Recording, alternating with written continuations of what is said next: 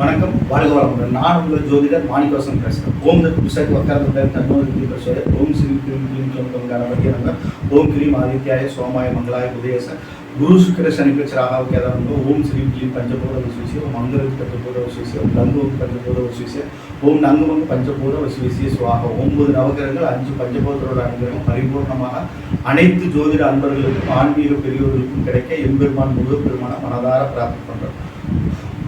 ஓம் சரவண பவாய் நமக முருகா. இன்னைக்கு நாம் பார்க்கக்கூடிய தலைப்பு என்னன்னு பார்த்தோம்னா, சிம்ம லக்னத்துக்கு சுக்கிர பகவான் நின்ற ஸ்தான பலன்கள் என்ன அப்படின்னு தான் நம்ம பார்க்க போகிறோம்.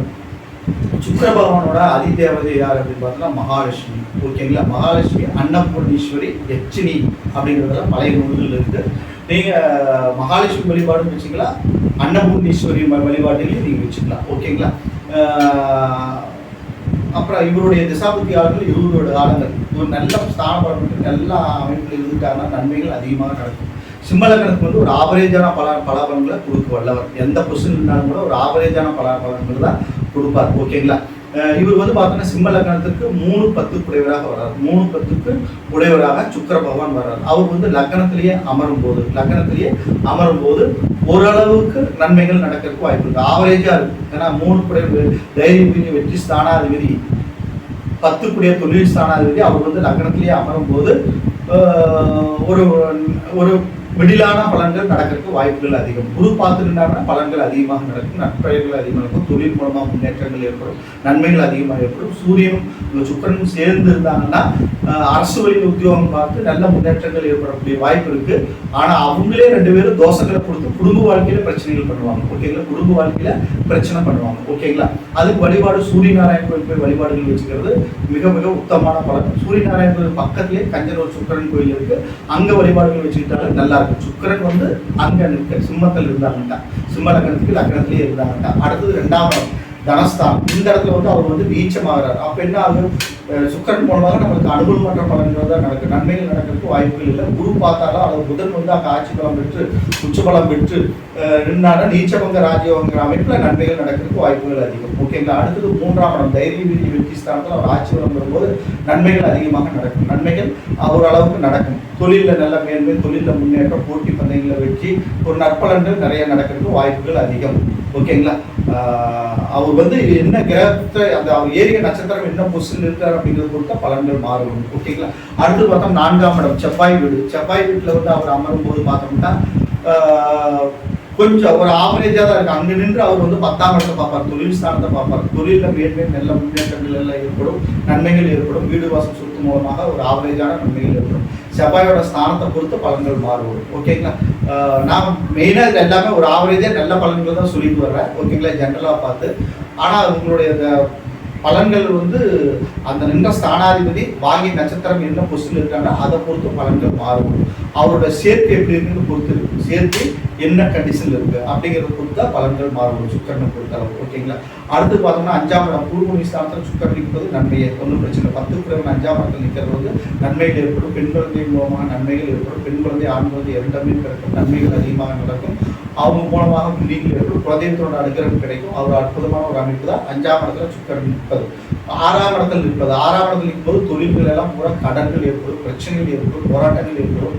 கடன் மூலமாக நம்மளுக்கு நிறைய ஒரு ப்ராப்ளங்களை சந்திப்பிக்கும். தொழில் கடன் வாங்கி நம்ம நின்னோம்னா அதை குரு பார்த்துருந்தாங்கன்னா கடன்கள் அடைபடுறதுக்கு வாய்ப்புகள் அதிகம். ஓகேங்களா, அதே மாதிரி சனி 6 சத்துருஸ்தானாதிபதி 6ஆம் இடத்துல இருந்துட்டாங்கன்னா நன்மைகள் அதிகமாக நடக்கிறதுக்கு வாய்ப்புகள் இருக்கு. ஓகேங்களா, அதனால சேரும் கிரகத்தை பொறுத்து பலன்கள் மாறுபடும். அடுத்து 7ஆம் இடம் சிம்ம லக்னத்துக்கு 7ஆம் இடத்துல சுக்கிரன் நிற்கும் போது, ஓகேங்களா, 3-10 குறைவர்கள் 7ஆம் இடத்துல நிற்கும் போது ஓரளவுக்கு நன்மைகள் நடக்கும். ஓரளவுக்கு நன்மைகள் இருக்கு, ஆவரேஜா நடக்கும். நன்மையும் இல்லாமல் தீர்மையும் இல்லாமல் ஒரு ஆவரேஜா நடக்கும். அதுக்கு நான் வழிபாடுகள் வச்சுட்டா நன்மைகள் நடக்கிறதுக்கு வாய்ப்புகள் அதிகம். அடுத்து பார்த்தோம்னா அஷ்டமஸ்தானத்துல குரு உச்சமாகும் போது அஸ்ம குரு உச்சமாகும் போது ஓரளவுக்கு மீடியமான பலாபலன்கள் நடக்கும், ஓரளவுக்கு மீடியமான பலன்கள் நடக்கிறதுக்கு வாய்ப்புகள் அதிகம். ஓகேங்களா, அடுத்து பார்த்தோம்னா 9ஆம் இடம் பாகிஸ்தானத்துல இவர் நிற்கும் போது, ஓகேங்களா, 10 குறைவன் 9ஆம் இடத்தில் நிற்கும் போது ஓரளவுக்கு நற்பலன்கள் நடக்கிறதுக்கு வாய்ப்புகள் இருக்கு. அங்கே வந்து செவ்வாயோட சேர்க்கை இல்லாமல் இருக்கணும். செவ்வாய் சுக்கிரன் சேர்ந்தா பலன்கள் மாறுபடும். அதே மாதிரி ராகு சேர்ந்தா பலன்கள் மாறுபடும். ராகு கேது சேர்ந்தா ஓகேங்களா, அதுக்கு தகுந்த மாதிரி பலன்கள் மாறுபடும். அவர் ஏரி நட்சத்திரம் இதுக்கு நல்லா பிடிச்சிருந்தாங்க, நன்மைகள் அதிகமாக நடக்கும். அடுத்தது 10 கூட 10ஆம் இடத்துல இருக்கும்போது தொழிலில் முன்னேற்றம் மேன்மை ஓகேங்களா நல்லா இருக்கும். தொழில் நல்லா இருக்கும், ஒன்றும் பிரச்சனை இல்லை. தொழில் வந்து 10ல் ஒரு ஆட்சி பலம் பெற்ற கிரகம் இருந்தால் சொந்த தொழில் அமையும் அப்படின்னு சொல்லுவாங்க. அது மாதிரிலாம் எதுவும் கிடையாது. சொந்த தொழில் அமையணும் அப்படின்ட்டா அது வேற நல்ல சுபத்துவமோட நல்ல பார்வை பெற்று நல்ல ஸ்ட்ராங்காக இருக்கணும். அதை வந்து அரச கிரகங்கள் ஏதாவது பார்த்தீங்கன்னா அரசாங்க உத்தியோகம் ஏற்பட்டுரும், அல்லது ராகுக்கேது சேர்ந்தாலும் அடிமை தொழில் ஏற்பட்டுரும். இது மாதிரி இருக்கு. அசுப கிரகங்கள் சேர்ந்துட்டா அடிமை தொழில் செய்ய வேண்டிய சுச்சுவேஷன் வந்துடும். அல்ல பல தொழில்கள் ராகு சேர்ந்தா கூட பல தொழில்களை கொடுத்து நல்ல முன்னேற்றங்கள் ஏற்படும். குரு பார்வை பெற்றிருந்தா தான் நல்ல ஒரு அமைப்பு ஏற்படும். குரு பார்வை பெற்று நல்ல பொசிஷன்ல இருந்தாங்க நல்ல அமைப்புகள் ஏற்படும். இல்லை அப்படின்ட்டா எந்த கிரகம் சேர்க்கப்படுறாங்க, எந்த கிரகத்தோட தன்மையில் இருக்காங்க, எந்த நட்சத்திரம் ஏறி இருக்கு அப்படிங்கிறத பொறுத்து தொழில்கள் மாறுபடும். ஓகேங்களா? அதை பார்த்து தான் பலன் சொல்ல முடியும். ஓகேங்களா? ஓரளவு 10ல் நின்று ஆட்சி பலம் பெற்றிருந்தா நல்லா தான் இருக்கும், ஒன்றும் ப்ராப்ளம் இல்லை. இன்னொன்று நீங்கள் வந்து சிம்மலக்கணம் வந்து தேவகுரு டீம், இவர் அசோக். அப்போ ஆவரேஜாக தான் போயிட்டு இருக்கு. ஹை பொசிஷனில் கொண்டு போய் உங்களை டாப் உட்கார வச்சு அளவு பார்க்கறதெல்லாம் சுக்கரதசையில் கொஞ்சம் நடக்கிறது கஷ்டம். ஓகேங்களா? ஒரு ஆவரேஜாக தான் இருக்குது. நான் நிறைய ஜாதகங்கள் பார்த்துருக்குறேன். ஓகேங்களா? அவர் வந்து ஆட்சி பலம் பெற்று நிறைய ஸ்தானங்கள் நின்றவங்களுக்கெல்லாம் வந்து பார்த்தோம்னா அந்த அளவுக்கு பலன்கள் இல்லாமல் கூட போயிருக்கு.